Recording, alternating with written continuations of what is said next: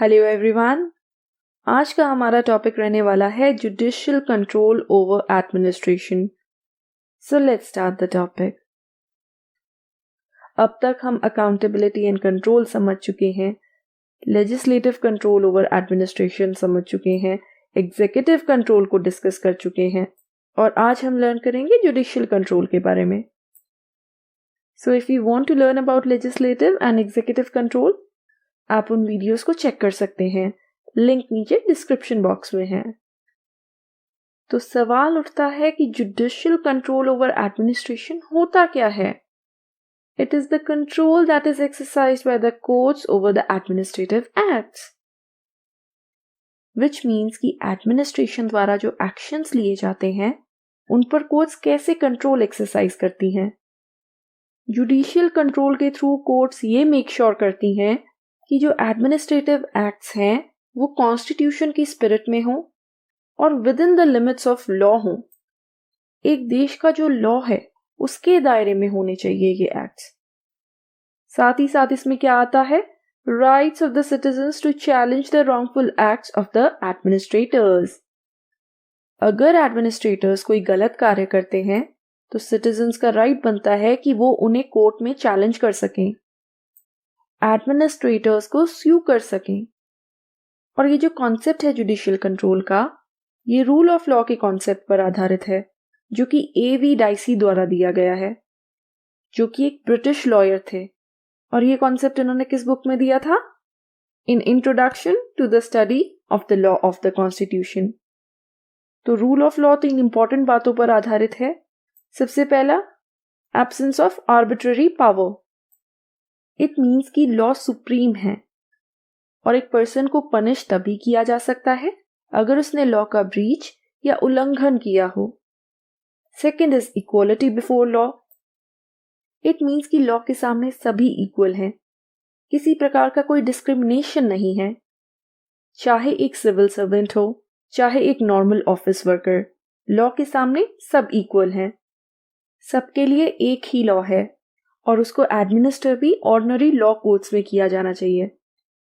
ऐसा नहीं है कि जो सिविल सर्वेंट्स का मामला है वो एक अलग कोर्ट में चलेगा और जो नॉर्मल सिटीजन्स हैं उनका मामला किसी और कोर्ट में चलेगा। सब पर एक ही लॉ अप्लाई होगा। फिर आता है प्रीडोमिनेंस ऑफ लीगल स्पिरिट। इसका मतलब यह है कि जो इंडिविजुअल के राइट्स हैं वो सुप्रीम हैं। यहां तक कि जो कॉन्स्टिट्यूशन है वो भी किसका रिजल्ट है? वो भी इंडिविजुअल के राइट्स का रिजल्ट है। एक मेन पर्पस जो जुडिशियल कंट्रोल ओवर एडमिनिस्ट्रेशन का है वो है to ensure the protection of life of citizens and their rights. ये इंश्योर करना कि एडमिनिस्ट्रेशन अपनी पावर्स का और अपनी अथॉरिटी का मिसयूज ना करे और उससे सिटीजन्स की लाइफ को और उनके राइट्स को कोई नुकसान ना पहुंचे। ये इंश्योर करता है जुडिशियल कंट्रोल।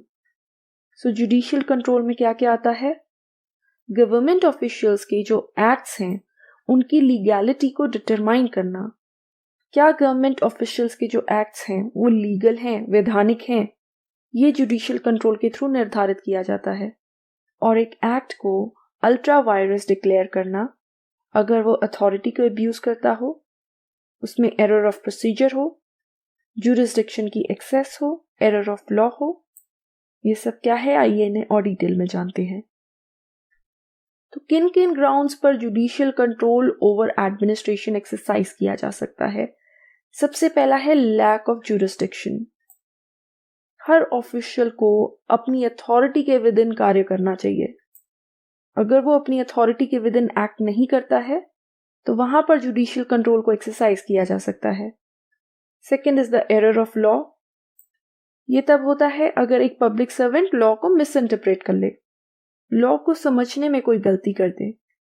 और this error of fact finding, अगर फैक्ट्स को समझते समय ऑफिशियल से कोई गलती हो जाए या उन फैक्ट्स को वो समझ ना पाए। फिर आता है अब्यूज ऑफ अथॉरिटी, जब एक पब्लिक ऑफिशियल अपनी अथॉरिटी का मिसयूज करता है और किसी दूसरे पर्सन को हार्म या हानि पहुंचाता है। ऐसे में भी जुडिशियल कंट्रोल को एक्सरसाइज किया जा सकता है। And then comes the error of procedure. Public officials को प्रॉपर प्रोसीजर्स के अकॉर्डिंग चलना होता है, लेकिन अगर वो उन प्रोसीजर के अकॉर्डिंग नहीं चल पाते हैं तो ऐसे में भी जुडिशियल कंट्रोल को एक्सरसाइज किया जा सकता है। अब समझ लेते हैं rule of law system and administrative law system. देखिए, दो डिफरेंट तरीकों के लॉ सिस्टम्स एग्जिस्ट करते हैं। पहला होता है रूल ऑफ लॉ सिस्टम, जो कि इंडिया में, यूके में और यूएसए जैसे कंट्रीज में एग्जिस्ट करता है, और दूसरा होता है एडमिनिस्ट्रेटिव लॉ सिस्टम, जो कि फ्रांस में मेनली एग्जिस्ट करता है। तो इन दोनों ही सिस्टम में जुडिशियल कंट्रोल को डिफरेंट तरीके से एक्सरसाइज किया जाता है। रूल ऑफ लॉ सिस्टम क्या कहता है? इसके अकॉर्डिंग एवरीबडी इज इक्वल, चाहे प्राइम मिनिस्टर हो, चाहे सिविल सर्वेंट हो, चाहे ऑफिस वर्कर हो, चाहे नॉर्मल सिटीजन हो, सब इक्वल हैं। तो सब पर एक ही लॉ अप्लाई होना चाहिए। अगर उनके खिलाफ कोई केस है तो वो ऑर्डिनरी कोर्ट्स में चलने चाहिए, no matter who that person is, चाहे कितना भी पावरफुल वो क्यों ना हो। वहीं एडमिनिस्ट्रेटिव लॉ सिस्टम थोड़ा अलग है। इसमें क्या होता है कि सिविल सर्वेंट्स का जो ट्रायल है वो अलग कोर्ट में चलता है, जिन्हें एडमिनिस्ट्रेटिव कोर्ट्स कहा जाता है, और नॉर्मल सिटीजन जो होते हैं, जो आम आदमी होता है, उसके जो केसेस होते हैं वो ऑर्डिनरी कोर्ट्स में चलते हैं। तो मतलब सिविल सर्वेंट्स के लिए एक डिफरेंट लॉ है, उनको डिफरेंट कोर्ट में ट्राई किया जा रहा है, जो कि है एडमिनिस्ट्रेटिव कोर्ट, वेराज नॉर्मल सिटीजन्स को ट्राई किया जा रहा है ऑर्डिनरी कोर्ट्स में। तो ये होते हैं दो तरीके के लॉ सिस्टम्स। अब हम समझ लेते हैं the methods of judicial control over administration. ऐसे कौन कौन से मेथड्स हैं जिनके through judicial control over administration exercise किया जा सकता है। सबसे पहला आता है the power of judicial review. It is something that most of you already know. इसके थ्रू कोर्ट्स क्या एग्जामिन करती हैं?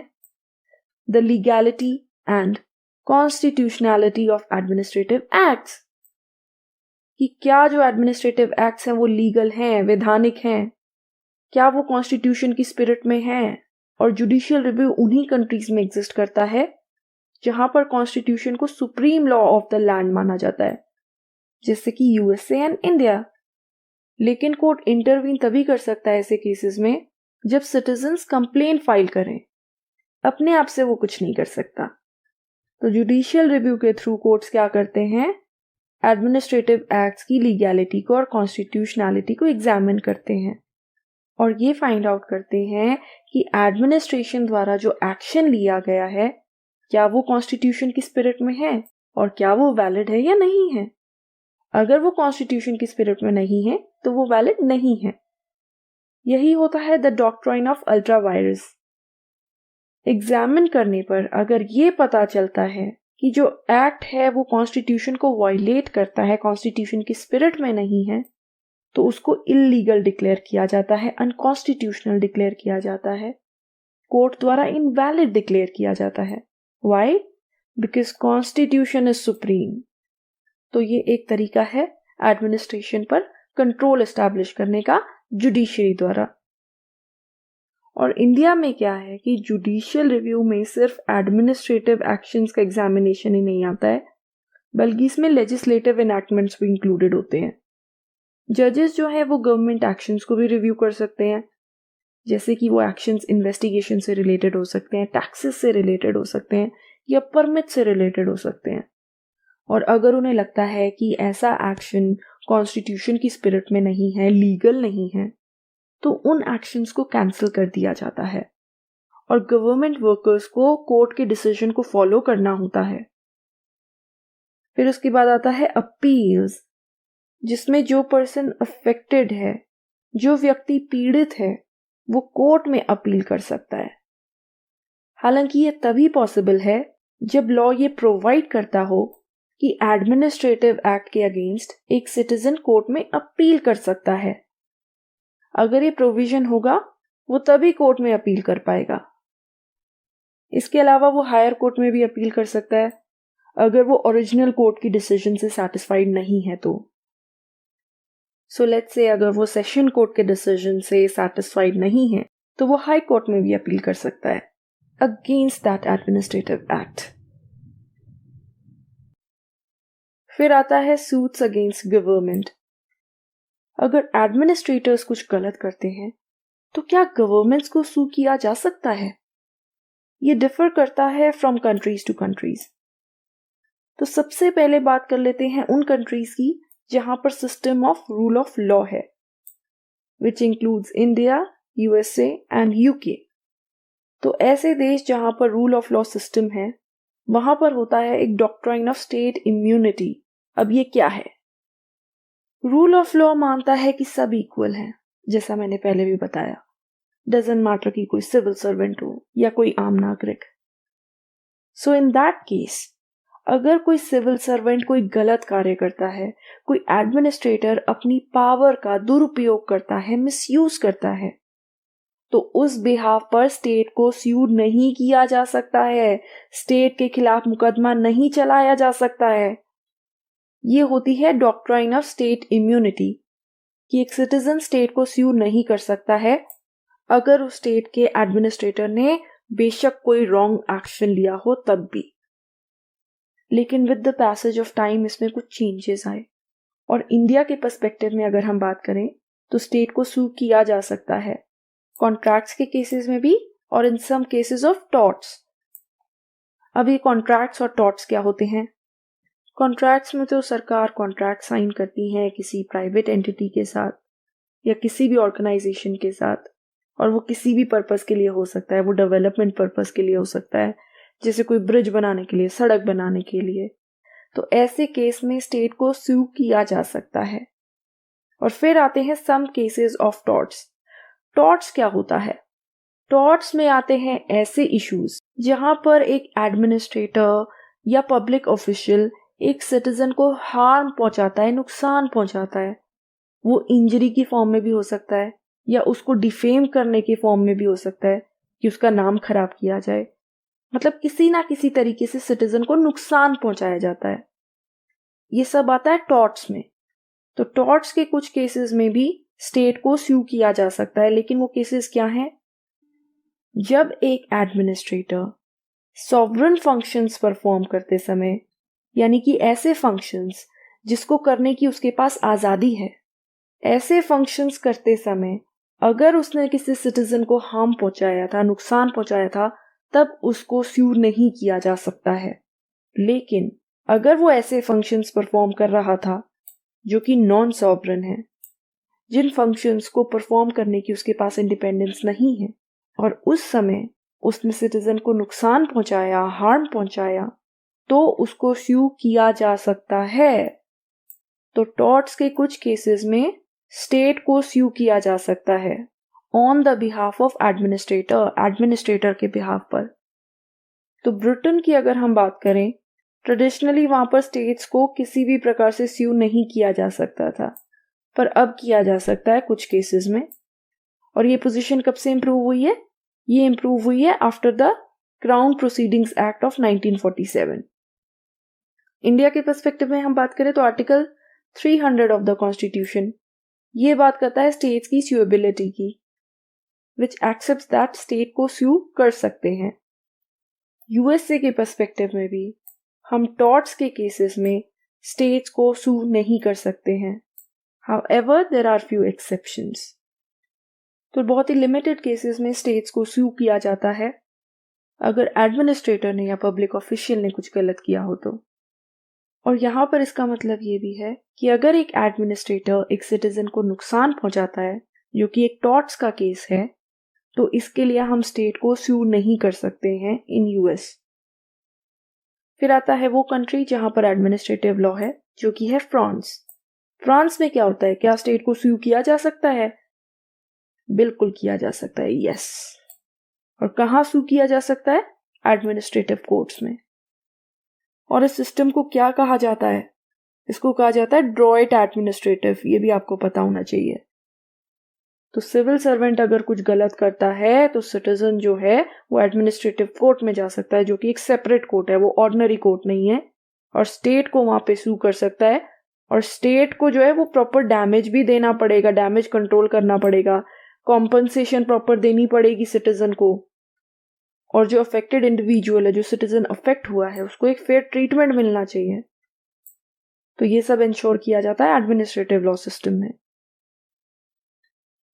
Then comes the suits against public officials. क्या पब्लिक ऑफिशियल्स को भी सू किया जा सकता है?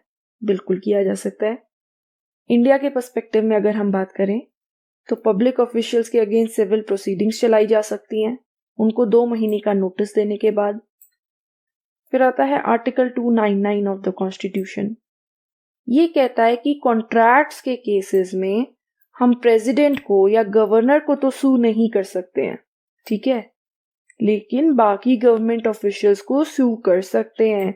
तो अगर किसी कॉन्ट्रैक्ट का हनन होता है या वायलेशन होता है तो पब्लिक ऑफिशियल को सू किया जा सकता है, उसके अगेंस्ट मुकदमा चलाया जा सकता है, लेकिन प्रेसिडेंट और गवर्नर इससे फ्री हैं, उनके खिलाफ नहीं चलाया जा सकता है। इसके साथ ही साथ क्रिमिनल प्रोसीडिंग्स भी चलाई जा सकती हैं सिविल सर्वेंट्स के खिलाफ या पब्लिक ऑफिशियल्स के खिलाफ। कैसे?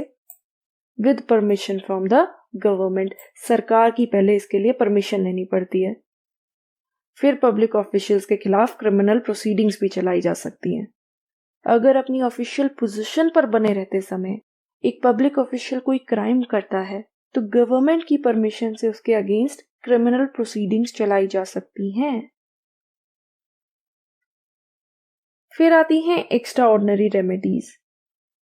ये ऐसी रिट्स हैं जो कि कोर्ट्स के द्वारा इशू की जाती हैं। और ये रिट्स क्या हैं? ये पॉलिटिकल साइंस का लगभग हर एक स्टूडेंट जानता है। इंडिया के पर्सपेक्टिव में अगर हम बात करें तो आर्टिकल 32 या 32 के तहत सुप्रीम कोर्ट इन रिट्स को इशू कर सकता है और हाई कोर्ट किस आर्टिकल के तहत इन रिट्स को इशू कर सकता है? आर्टिकल 226 यानी कि 226। तो टोटल यहाँ पे 6 रिट्स हैं, जिनमें से जो पहली 5 हैं ये तो कॉन्स्टिट्यूशन में प्रोवाइडेड है, फंडामेंटल राइट्स का पार्ट है, और जो 6th वन है ये स्पेशल रिलीफ एक्ट के तहत अवेलेबल है। तो हेबियस कॉर्पस क्या होता है? इसको हिंदी में कहते हैं बंदी प्रत्यक्षीकरण। इसका लिटरल मीनिंग होता है let us have the body. इस रिट को इशू करके कोर्ट एक पर्सन को ये कह सकता है कि आप दूसरे पर्सन को प्रेजेंट करिए जिसको आपने डिटेन कर रखा है, और अगर उसका डिटेंशन इलीगल है तो कोर्ट उसे फ्री कर सकता है। फिर आता है मैंडेमस, जिसका मतलब होता है वी कमांड। इस रिट को इशू करके पब्लिक ऑफिशियल को कमांड कर सकता है कोर्ट कि वो अपनी ड्यूटीज को प्रॉपरली परफॉर्म करे। जिन ड्यूटीज को वो परफॉर्म करने में फेल हो गया था उनको वो प्रॉपरली परफॉर्म करे, इसलिए ये रिट इशू की जाती है। फिर आती है प्रोहिबिशन एंड सर्शियरी। ये दोनों कोर्ट से रिलेटेड हैं। इनका यहाँ इस टॉपिक पे कोई कार्य नहीं है क्योंकि ये एडमिनिस्ट्रेटिव अथॉरिटीज के अगेंस्ट नहीं इशू की जा सकती। फिर आती है क्यो warranto, which means what is your authority. आपकी अथॉरिटी क्या है? ये तब इशू की जाती है कोर्ट द्वारा जब एक पर्सन रॉन्गफुली एक पोजीशन को होल्ड करके रखता है जिसके लिए वो क्वालिफाइड भी नहीं है। तो सपोज कीजिए कि कोई ऐसी पोजीशन है जिसके लिए आपकी मिनिमम 50 इयर्स की एज होनी चाहिए और आपकी प्रॉपर एजुकेशनल क्वालिफिकेशंस होनी चाहिए, बट आपके पास दोनों ही नहीं है और आपने उस पोजीशन को होल्ड कर रखा है। तब कोर्ट ऐसे ऑफिशियल के अगेंस्ट इस रिट को इशू करता है। And then comes injunction. इस रिट को इशू करने से कोर्ट एक पर्सन को कुछ करने से रोक सकता है या कुछ करने के लिए बोल सकता है। तो जब वो कुछ करने के लिए बोलता है तब हम इसको मैंडेटरी बोलते हैं, और जब वो एक ऑफिशियल को कुछ करने से रोकता है तब ये प्रिवेंटिव हो जाती है। तो ये है कुछ एक्स्ट्रा ऑर्डिनरी रेमेडीज जो हाई कोर्ट और सुप्रीम कोर्ट इशू कर सकते हैं। उसके बाद आता है legal remedies under the administrative law system. ये मैं पहले भी बता चुकी हूँ कि एडमिनिस्ट्रेटिव लॉ सिस्टम में क्या होता है। स्टेट जो है वो सुएबल है, उसको सू किया जा सकता है, उसकी लाइबिलिटी है, दायित्व है टुवर्ड्स द पीपल, और उसकी रिस्पॉन्सिबिलिटी है अगर उसकी स्टेट का ऑफिशियल कोई गलत कार्य करता है, कोई इलीगल एक्ट करता है तो स्टेट उसके प्रति रिस्पॉन्सिबल हो जाती है। स्टेट को सू किया जा सकता है। तो ऐसे कंट्रीज के जो ऑफिशियल्स होते हैं उन पर केस कहाँ पर चलता है? ऑर्डिनरी कोर्ट में नहीं चलता, एडमिनिस्ट्रेटिव कोर्ट में चलता है। इन पर ऑर्डिनरी कोर्ट वाले लॉज एप्लीकेबल नहीं होते हैं, बल्कि सेपरेट लॉज होते हैं, और ये लॉज एडमिनिस्ट्रेटिव कोर्ट के जो जजेस होते हैं उनके द्वारा डेवलप किए जाते हैं। और पब्लिक फंड्स में से जो पीड़ित पार्टी होती है, जो एग्रीड पार्टी होती है, उसको कॉम्पनसेशन दी जाती है। और ये मैं पहले ही बता चुकी हूँ। इसका एग्जाम्पल है फ्रांस, जहाँ पर इस सिस्टम को ड्रॉइट एडमिनिस्ट्रेटिव बोला जाता है। तो ये होता है judicial control over the administration. लेकिन इसकी कुछ लिमिटेशंस भी हैं। वो क्या? All administrative actions are not subject to judicial control. सभी एक्शंस जुडिशियल कंट्रोल में नहीं आते, जो कि हम स्यूबिलिटी वाले पॉइंट में भी समझ चुके हैं। कुछ ही एक्शंस के लिए सरकार को स्यू किया जा सकता है। Judiciary can not intervene on its own. अपने आप से जुडिशरी इंटरवीन नहीं कर सकती है। जब तक सिटीजन्स कंप्लेन ना फाइल कर दें तब तक। जो जुडिशियल प्रोसेस है वो बहुत स्लो है, उसमें बहुत टाइम लगता है। कब रिजल्ट आए कुछ पता नहीं, कितना समय लग जाए कुछ पता नहीं। ये एक बहुत बड़ी डिसएडवांटेज है, क्योंकि कोर्ट्स को भी प्रॉपर प्रोसीजर फॉलो करना होता है और वो एक लेमैन की समझ से बहुत परे है। फिर आता है expensive judicial process. That we all know कि जुडिशियल प्रोसेस कितनी एक्सपेंसिव है, टाइम टेकिंग होने के साथ साथ। लॉयर फी अलग लगती है, कोर्ट फी अलग लगती है, विटनेसेस को लाने की प्रोसेस अलग है। तो बहुत सारी चीजें हैं जो इसको एक एक्सपेंसिव प्रोसेस बनाती है। Then comes the technical nature of the administrative action. Administrators जो होते हैं वो स्किल्ड पर्सन्स होते हैं अपनी जॉब में। दूसरे प्रोफेशन का पर्सन उन टेक्निकलिटीज को नहीं समझ सकता जिनको एक एडमिनिस्ट्रेटर समझ सकता है, क्योंकि वो अपने कार्य में स्किल्ड होते हैं। तो ऐसे में जुडिशरी के लिए भी बहुत डिफिकल्ट हो जाता है एडमिनिस्ट्रेटिव एक्शंस के टेक्निकल नेचर को समझ पाना, क्योंकि जजेस तो सिर्फ लीगल एक्सपर्ट्स हैं, उन्हें तो लॉ की नॉलेज है और उनके पास पॉसिबिलिटी है कि एडमिनिस्ट्रेटिव प्रॉब्लम से रिलेटेड जो टेक्निकलिटीज हैं उनकी प्रॉपर नॉलेज ना हो। तो ये भी एक इश्यू है जुडिशियल कंट्रोल का। हाउएवर इसके एडवांटेजेस भी हैं, जो कि इंट्रोडक्शन में भी मेंशन हो चुकी है कि यह इंडिविजुअल की लाइफ एंड लिबर्टी को प्रोटेक्ट करता है। जुडिशियल कंट्रोल ये इंश्योर करता है कि कोई भी एडमिनिस्ट्रेटिव एक्ट सिटीजन की लाइफ को नुकसान ना पहुंचाए, उसके राइट्स को वायलेट ना करे। सेकेंड थिंग इज दैट ये एडमिनिस्ट्रेशन में एक अकाउंटेबिलिटी लाता है, जिससे फर्दर ट्रांसपेरेंसी आती है। एडमिनिस्ट्रेशन ट्रांसपेरेंट होकर कार्य करती है, क्योंकि उन्हें पता होता है कि किसी भी प्रकार का अगर करप्शन किया तो हो सकता है कोर्ट में केस हो जाए। उसके डर से ही ट्रांसपेरेंट होकर कार्य कर लेते हैं। इसके अलावा हम ये भी बता सकते हैं कि जुडिशियल कंट्रोल एक इफेक्टिव तरीका है एडमिनिस्ट्रेटिव एक्ट्स पर कंट्रोल एस्टैब्लिश करने का और उन पर नियंत्रण एस्टैब्लिश करने का। तो ये था हमारा आज का टॉपिक, जिसमें हमने समझा कि किस प्रकार जुडिशरी एडमिनिस्ट्रेशन पर एक कंट्रोल एस्टैब्लिश करती है, एक नियंत्रण एस्टैब्लिश करती है। और साथ ही साथ हमने समझा कि कैसे रूल ऑफ लॉ सिस्टम और एडमिनिस्ट्रेटिव लॉ सिस्टम दो अलग अलग सिस्टम है, जिसमें जुडिशियल कंट्रोल अलग तरीके से एक्सरसाइज किया जाता है और किन किन ग्राउंड्स पर जुडिशियल कंट्रोल को एक्सरसाइज किया जा सकता है, ये भी हमने समझा। सो आई होप कि आपको आज का टॉपिक समझ में आया होगा। तो आज की वीडियो में इतना ही।